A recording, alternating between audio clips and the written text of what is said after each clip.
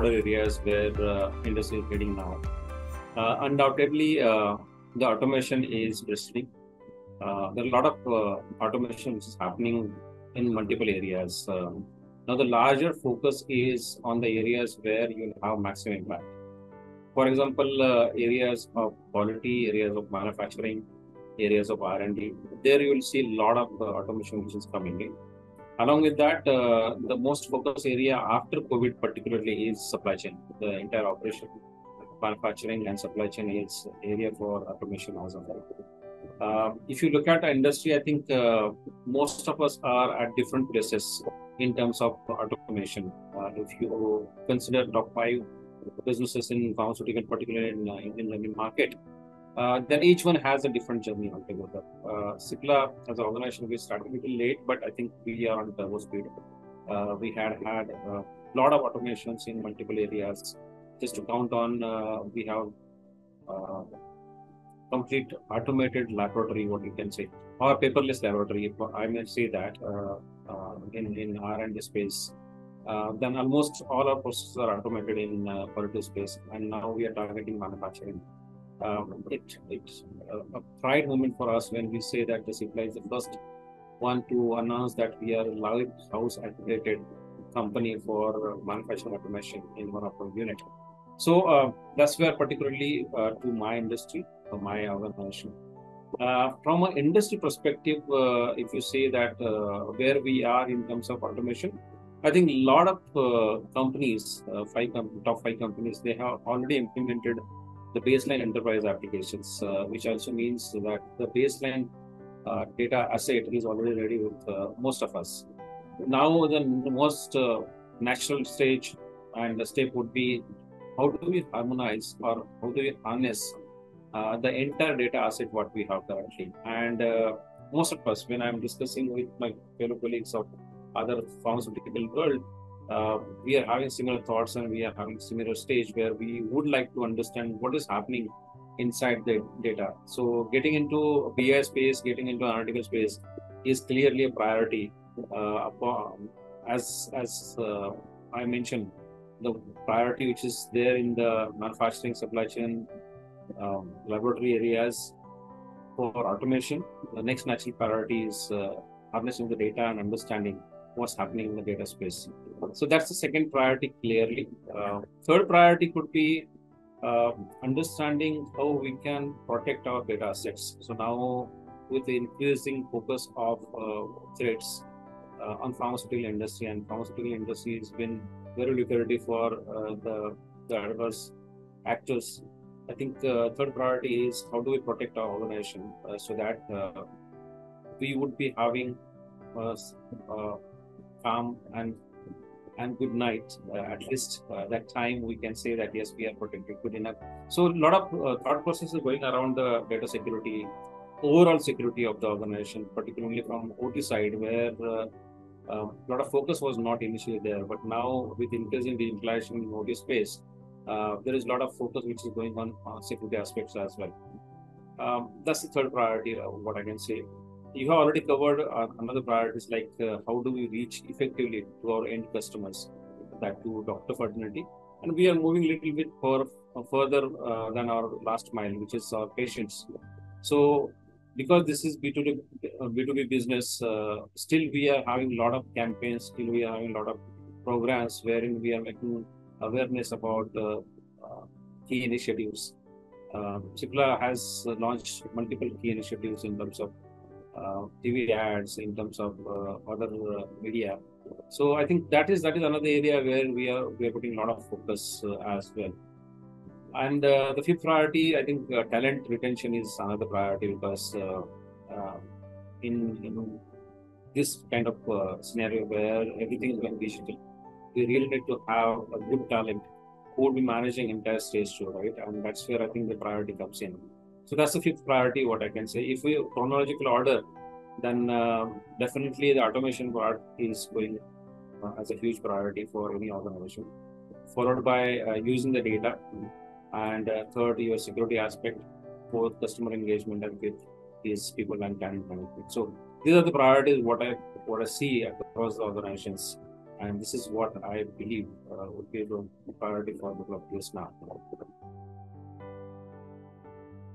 I think every organization would have their different strategy altogether, but I think my piece of advice would be, I think organizations should look at areas where you would have maximum impact because of the digitalization. I'll quote an example. I think the most vulnerable area could be your quality manufacturing and R&D for per se. A lot of things and a lot of companies are struggling to maintain the records or effectively implement the processes in these key areas. Digitalization will bring not only a peace of mind, but at the same time, you will be always having confidence that whenever there is audit, the organization is audit ready. That's one area where organization need to focus a lot, and digitalization plays a very important role in those areas. Second, I think you would find a good amount of ROI if you are digitalizing these areas, because that is where your maximum manpower is used.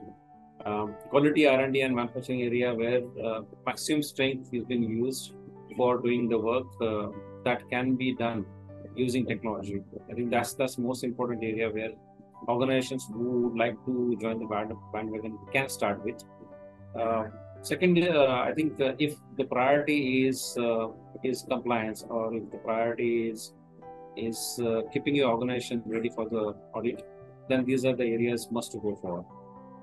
If the strategy is to get into agile organization, then I think workforce automation makes a lot of sense, because you would be having a workforce which will be working with multiple dimensions. For example, if you have a tech word, and if you really want to work with the technology, then you really need to have that kind of talent in your organization. So organization need to go back and see what kind of hiring policies or what kind of talent they are hiring.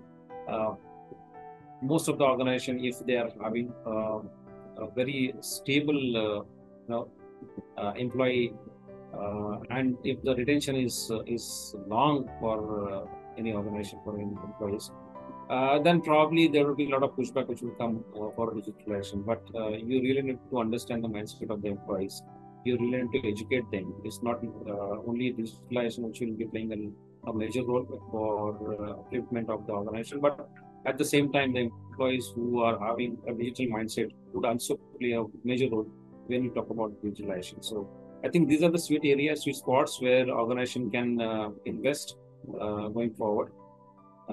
Of course, after COVID, everyone understand that the supply chain is something they need to secure, and that's the reason a lot of organizations are refocusing on rearranging their supply chain altogether. So, getting into agile supply chain, getting into circular supply chain is another area where organization can think about bringing a good amount of investment on digitalization. There are, multiple challenges and multiple aims. Basically, if the organization is not clear on what they would like to achieve, then it becomes a first and major challenge for any digitalization journey. The first things from the head, right? And that is where, if you are not clear as a board or as a management that where you would like to go and what is your objective over the next 5 years, not 1 year or 2 years, but if your strategy is clearly articulating what objectives you would like to achieve in next 5 years, that will give you a lot of input for how you are going to work on the digital initiatives. So first and foremost, I think the first biggest challenge would be not having a clarity on the strategy. That's the first one. I personally believe, and I have experienced and I have heard from many colleagues of mine that if you are not clear on the strategy of what you want to do in next 5 years, it is very difficult to craft your digital strategy. Second, of course, you are always dealing with the technology and the human, and making a marriage of human and technology is very difficult, because if you have a mindset in the organization which is not supportive for any technological transformations, then that would become a major challenge, because end of the day, you are creating a technology to be used by the people, and those are the sole actors who would be making it, or who would be then getting into a speed, basically. So Second challenge would be the biggest and the most important challenge would be the people mindset. And if you have a good organization policy, if you have educative environment, if you have open environment where people can come and ask, what would this technology would bring to me? What if I go for this technology, and if I not go for this technology, what would happen? So if you have a clear communication with employees, if you have clear visibility of what you are going to do, if you have clear dialogues with the employees, I think the implementation would be much easier for any technological transformation projects. Otherwise, a large amount of projects has got failed because there is no good change management. So that's another area. Third area, technology is ever changing, and technology will change the face every 3 to 5 years, right? Are we having a clear strategy to define what we would like to have as a technology roadmap? How we are going to adopt the technology? Sometimes you always have a temptation to go as a broad initiatives. You start with multiple initiatives altogether, but you are not in a position to finish either of one. So maybe you can choose a sweet spot where you would say that, yeah, this is the area where we can have larger impact, and then you can showcase that to the organization, showcase that to the employees that implementing transformation project, this is how you will get the benefit. This is how the organization will get the benefit. This is how organization employees will get the benefit, and then start with other impacted areas. So I think that is where your strategy would play a major role when you think about that. And if you do not have a good strategy, then that would become number one challenge for any technological transformation project.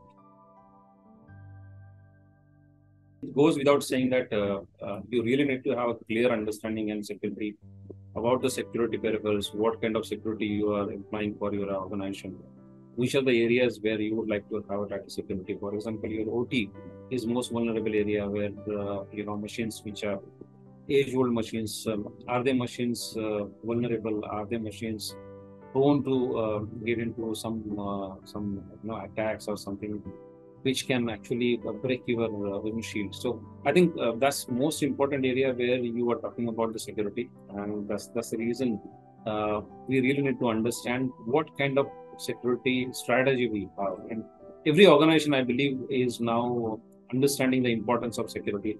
Now the organization has started discussing about security first and zero trust. Always we would be having this discussion when we are talking about any application, any software, any infrastructure renewals. We always talk about zero trust. We always talk about what kind of security assessment would be completed. Whenever we are asking for any sort of software development, we always go for penetration testing, viability testing. So I think not only my organization, but every organization now understands the importance of the security, and with experience of a couple of bad events which have happened with a couple of companies here in India, every organization knows that this is a paramount important aspect. When we are running the organization, this is one aspect we cannot ignore. Unfortunately, that importance and that priority has been now discussed in the boardrooms as well. So I think this is a good moment to be in, wherein you always have a buy-in on the security. Otherwise, security was not so important. People were thinking about, because this is not showing any ROI, we really need to invest in security. So that was a mindset. But now, fortunately, unfortunately, there's a lot of focus on security, bringing the security in each areas, not only IT but in OT as well, and even personal security and personal information security. So that is again an area which is catching up. So I think a lot of focus going on security undoubtedly, and next couple of years, I think even more investment and discussion would come around security aspects.